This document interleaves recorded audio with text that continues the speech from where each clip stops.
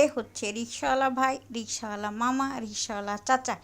এর সাথে থাকবে সিএনজিওয়ালা ভাই, সিএনজিওয়ালা চাচা, সিএনজিওয়ালা মামা। আসসালামু আলাইকুম বন্ধুরা, জামিলা হোম ব্লগসের প্রত্যেককে জানাচ্ছি সালাম। তো আজকে এই রিকশাওয়ালা ভাইদের কথা বলবো। অগাস্ট মাসের লাস্ট শনিবারে আমি আর আমার ছোট মেয়ে শঙ্কর গেছি, অর্থাৎ ধানমন্ডি শঙ্কর ইবনে সিনার কাছাকাছি। তো যাওয়ার সময় আমরা একটা সিএনজি নিয়ে গেলাম। সিএনজিওয়ালা আমাদের সারা দুনিয়া ঘুরে তারপরে নিয়ে গেল। যাই হোক, সিএনজিওয়ালার হাতে টাইম আছে, উনি ইচ্ছা মতো আমাদের ঘুরেছে, আমরা চুপচাপ বসে আছি। আর আমি মনে মনে ভয় পাইতেছিলাম যে সিএনজিওয়ালাকে আসলেই চিনে নাকি আমাদের শুধু এইভাবে ঘুরাইতে আছে। তো আমরাও রাস্তাঘাট চিনি না, সাইনবোর্ড দেখে দেখে যা বুঝতেছিলাম। যাই হোক, একটা সময় সিএনজিওয়ালা মামা আমাদেরকে শঙ্কর ইবনে সিনার কাছে নিয়ে গেল এবং আমরা সেখান থেকে নেমে আমরা যেই নাম্বারে যাব সেই নাম্বারটা খুঁজতেছিলাম। তো একটা বিল্ডিংয়ে এক দারোয়ান ভাই বসে আছে, সেই দারোয়ান ভাই বলল কত নাম্বারে যাবেন।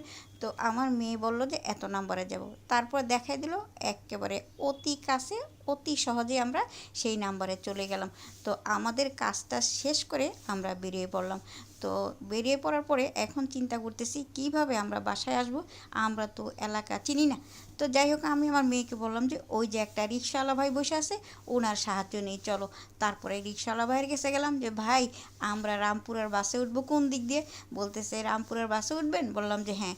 তো উনি রাস্তা দেখাই দিল যে এদিক দিয়ে যান, কিন্তু এদিক দিয়ে তো অনেক দূর হইব, যাইতে পারবেন না, আপনাকে রিক্সা নিয়েই যাইতে হবে। তো তাই নাকি ভাই? হ্যাঁ, রিক্সা নিয়ে যাইতে হবে। তো বললাম ঠিক আছে, তাহলে আপনি চলেন। চলেন। কত ভাড়া ভাই? 50 টাকা। আমি কী বলেন ভাই, 50 টাকা ভাড়া? হ্যাঁ, আমি আপনাকে একদম রিক্সার থেকে বাসের মধ্যে উঠাইয়া দিব, তাহলেই তো হলো। আমি বললাম হ্যাঁ, বাসে উঠাই দিলেই হবে। ঠিক আছে, আমি যতক্ষণ আপনাকে বাসের থেকে বাসের মধ্যে না উঠাই দিব ততক্ষণ আপনি আমার রিক্সায় বসে থাকবেন। আমি বললাম যে না ভাই, আমার ততক্ষণ বসে থাকতে হবে না, আপনি আমাকে শুধু ওইখানে নামাই দেন যেখান থেকে আমি রামপুরের বাসে উঠতে পারবো। ঠিক আছে, উঠেন, 50 টাকাই ভাড়া। উঠে গেলাম, যেহেতু চিনি না।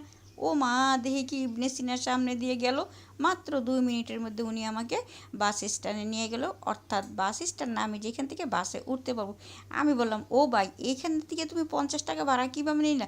তোমার তো 2 মিনিট লাগলেও না আসতে, আমি তো রাস্তা চিনি না, আমি পায়ে হেঁটেই আসতে পারতাম, তুমি তো আমাকে এই রাস্তাটা দেখাই দিলে পারতা। তুমি তো বললা ওদিক দিয়ে অনেক দূরে, রিক্সা ছাড়া যাইতে পারবো না, 50 টাকা ভাড়া।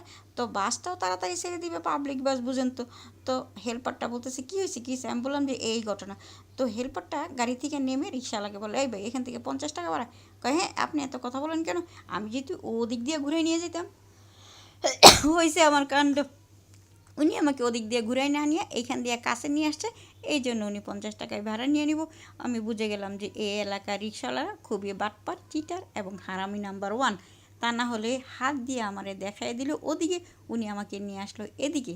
যাই হোক, এই রাস্তাটা উনি এইভাবে না করে আমারে দেখাই দিলেও পারতে। 2 মিনিটের রাস্তা, উনি রিক্সায় 2 মিনিটে আসছে, আমার না হয় 5 মিনিট লাগতো, না হয় 7 মিনিট লাগতো। বুঝলাম যে এই রিক্সাওয়ালা খুবই হারামি, উনি হেল্পফুল না, উনি স্বার্থপর, সেলফিশ। তো আমার মেয়ে বলতেছে উনি এইভাবে 50 টাকা নিলে কী হইব?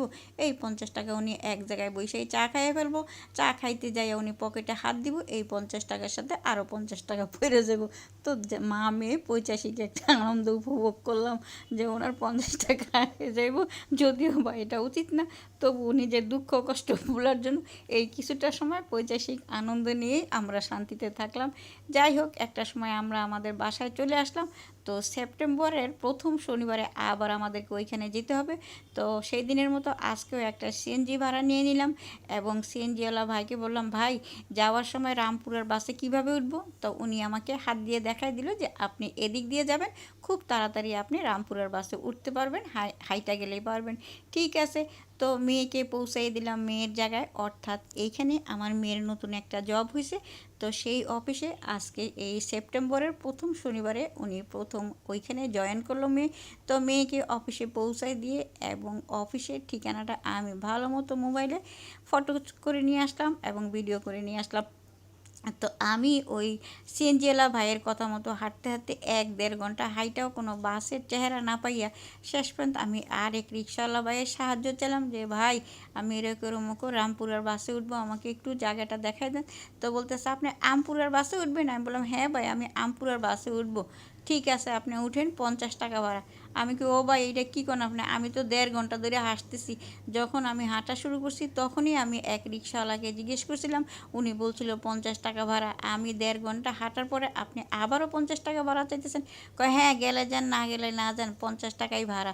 দুপুর হয়ে গেছে, প্রায় 12টা 12:30টার মতো বেজে গেছে। বাসায় আসতে হবে, হাজব্যান্ড ভাত খাবে দুপুরে, আমি গোসল করব, নামাজ পড়বো, খিদার ঠেলায় আমার অস্থির লাগতেছে, পানি পিপাসায় অস্থির লাগতেছে।